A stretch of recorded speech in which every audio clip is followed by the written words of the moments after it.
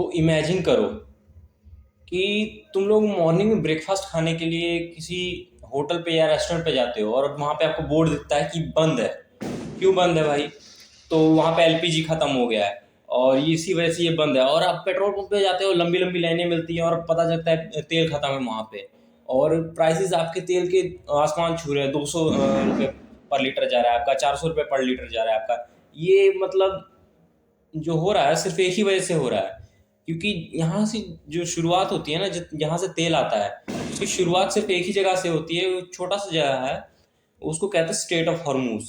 वहीं से mostly 25% of जो तेल कंज्यूम होता है वर्ल्ड में, वो वहाँ वहीं उस छोटे से रूट से आता है जो कि ईरान के पास में है। मिडल ईस्ट में टेंशन बढ़ने के बाद से ऑयल सप्लाई डिस्टर्ब हुई है। क्यों? क्योंकि भाई दुनिया का most of the important path है, कहा जाएगा उसको, स्ट्रेट ऑफ हॉर्मूज को। ठीक है, वो टेंशन की वजह से टेक्निकली वो बंद नहीं हुआ है, लेकिन बहुत सारे उसके फैक्टर्स हैं जिसकी वजह से क्रूज शिप्स वहां से जा नहीं रही हैं। इस चीज़ का इम्पैक्ट यहाँ तक, इंडिया तक पहुंच रहा है, क्योंकि most of the oil India भी भाई वहीं से इंपोर्ट करता है, क्योंकि बहुत सारा तेल वहां से इंपोर्ट हो रहा है। गैस इंपोर्ट हो रही है, एलपीजी इंपोर्ट हो रही है, हर चीज़ वहीं से इंपोर्ट हो रहा है।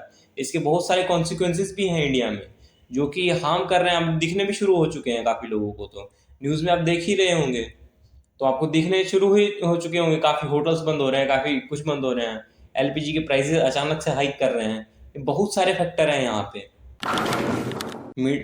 स्टेट ऑफ हॉर्मूज वो है जो मिडल ईस्ट में है और ओमान और ईरान के बीच में पड़ता है। ठीक है, और इस यहीं से पर्शियन गुल्फ का जो ऑयल है वो पूरी वर्ल्ड में डिस्ट्रीब्यूट होता है।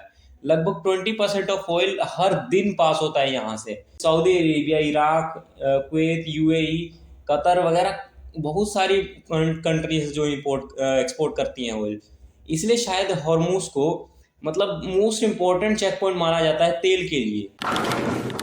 2026 में जब वॉर शुरू हुई तो ईरान ने वार्निंग दी थी, अगर कोई शिप यहाँ से क्रॉस हुआ तो फिर टेंशन होने वाली है।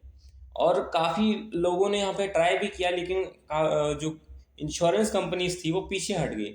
और इसके लिए से बेटर है कि कोई और रास्ता ढूंढ लिया जाए, या फिर यहाँ पे ऑलमोस्ट वैसे तो शिपिंग बंद हो चुकी है, क्योंकि कमर्शियल शिप्स भाई बिलियंस के होते हैं। वो इतने सस्ते नहीं आते कि आपका 1,500-2,000 करोड़ में मिल जाए, बिलियंस में होते हैं वो। उनका इंश्योरेंस होता है, इंश्योरेंस कंपनी पहले ही पीछे हट चुकी है कि हम कुछ पैसा नहीं दे पाएंगे, क्योंकि बहुत सारी अगर शिप्स एक ही बार क्रैश कर जाएंगी या फिर डाउन हो जाएंगी तो बहुत सारा खर्चा इंश्योरेंस कंपनी को भी उठाना पड़ सकता है, जो कि पॉसिबल नहीं है। भाई कितनी ही कंपनियां उठा लेंगी खर्चा? इतना सारा पैसा अगर इसके बीच में लगा हुआ है तो वो वार्निंग दे रहा है, तो इससे अच्छा ही है कि रिस्क लेने से अच्छा ही है कि आदमी बैकफुट कर ले। और यहाँ पे प्रॉब्लम तब आ जाती है जब इतना सारा तेल आपका निकल रहा है और एक्सपोर्ट भी होने की कोशिश कर रहा है। मोस्टली दिक्कत अब इंडिया में ही आने वाली है, जहाँ पे मुझे देखने के लिए मिल रहा है। आज मैं गया था भाई समोसा लेने के लिए, समोसा 2.5 रुपये महंगा हो गया।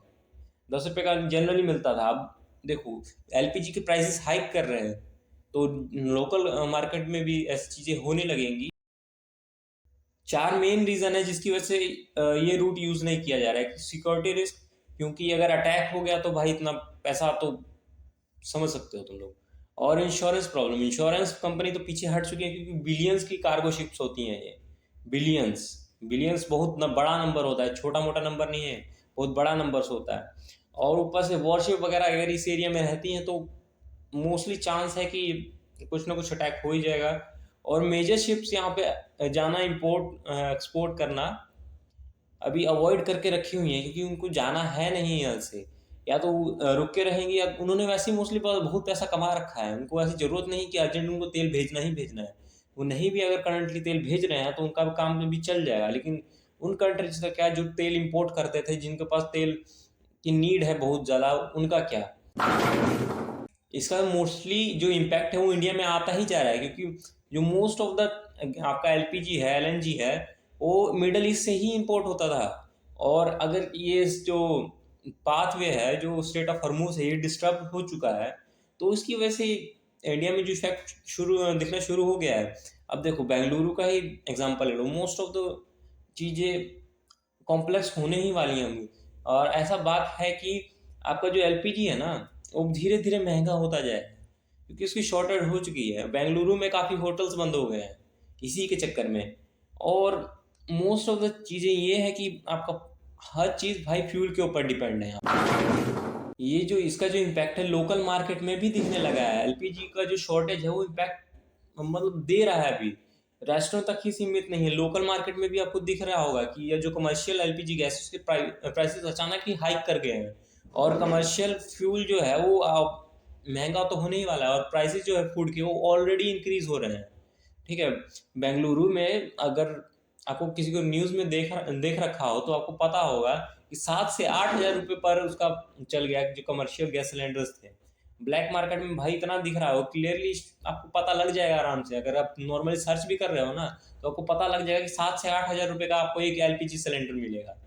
तो तो 7 से 8 हज़ार कम अमाउंट नहीं होता है, और इसका इफेक्ट भी बहुत तगड़ा है। एनर्जी क्राइसिस को मतलब नॉर्मल नहीं लिया जा सकता, इसका बहुत बड़ा इफेक्ट है, इसको डोमिनो इफेक्ट भी कहा जाता है। अगर फ्यूल आपका महंगा और ट्रांसपोर्ट महंगा होगा, अगर आपका ट्रांसपोर्ट महंगा होगा तो आपका फूड महंगा होगा, फूड महंगा होगा तो इन्फ्लेशन हाई होगी।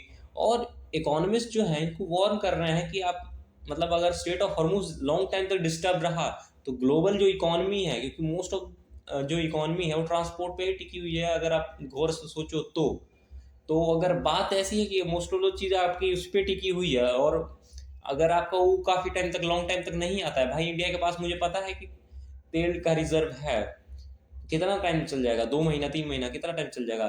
और आपके पास जो चाइना के पास है उसके 6 महीने का रिजर्व है, लेकिन कितना टाइम चल जाएगा भाई, उसके उसकी भी पॉपुलेशन बहुत ज़्यादा है, इंडिया की भी पॉपुलेशन बहुत ज़्यादा है, गाड़ियाँ बहुत सारी हैं। तो जो फाइनल थॉट है ना इसका, इन्फ्लेशन जो बढ़ेगी बढ़ेगी, और ज़्यादातर चांस है कि कोई और रास्ता ढूंढा जाए।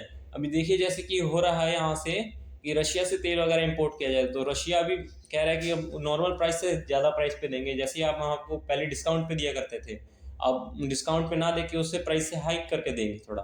तो यहाँ पे भी एक दिक्कत है कि आपका तेल वगैरह तो ऑलरेडी महंगा होने ही वाला है। मैप पर देखो इसको, कितना छोटी सी वाटर लाइन है ये, ठीक है, और लेकिन रियलिटी में ये एनर्जी की लाइफ लाइन है पूरी दुनिया के लिए। अगर ये लॉन्ग टर्म तक डिस्टर्ब रहा तो पूरे, तुम ब्रेकफास्ट छोड़ो, तेल छोड़ो, तुम्हारा सब कुछ खत्म होने वाला है, तुम बस अटक के रह जाओगे। अब एक इम्पोर्टेंट क्वेश्चन, अगर ये जो क्राइसिस है ये लॉन्ग टाइम तक चला तो इंडिया तो इससे बचने वाला है नहीं, तो आप क्या करोगे कमेंट में ज़रूर बताना